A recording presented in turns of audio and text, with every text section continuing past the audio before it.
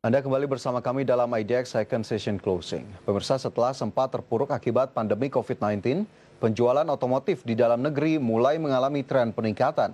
Untuk mengejar target penjualan di tahun 2021, Gaikindo meminta pemerintah untuk mengurangi pajak penjualan atas barang mewah atau PPNBM untuk jangka waktu tertentu.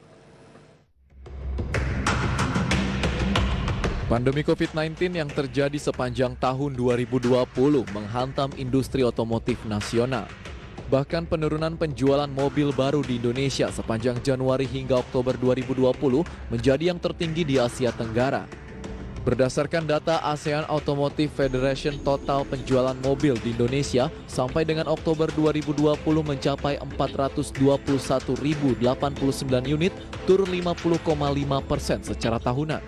Sementara Filipina menjadi negara kedua yang mengalami penurunan tertinggi dengan persentase sebesar 42,7% secara tahunan, disusul Singapura sebanyak 41,4% dan Thailand turun 27,4% secara tahunan.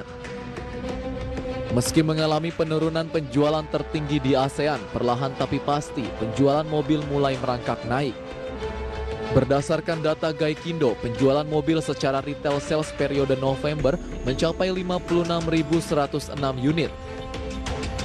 Melonjak tajam dibandingkan penjualan Mei yang menjadi titik terendah di angka 17.083 unit. Sepanjang Januari hingga November, penjualan retail sales mencapai 509.788 unit. Angka tersebut lebih rendah dari capaian 2019 sebesar 944.870 unit. Meski kondisi ekonomi nasional belum sepenuhnya pulih akibat pandemi corona, Gaikindo menargetkan penjualan mobil tahun ini mencapai 750.000 unit. Untuk mengejar target tersebut, Gaikindo mengusulkan agar pajak penjualan atas barang mewah atau PPNBM kendaraan bermotor bisa dikurangi setidaknya dalam jangka waktu tertentu, agar daya beli masyarakat bisa kembali bergairah. Menurut Ketua Gaikindo Yongki Desugiarto, pengurangan pajak PPNBM hanya untuk kendaraan-kendaraan bermotor yang diproduksi di dalam negeri. Dan hanya untuk kendaraan-kendaraan yang kelasnya kurang lebih 250 juta atau 300 juta ke bawah yang lebih banyak pangsa pasarnya di Indonesia.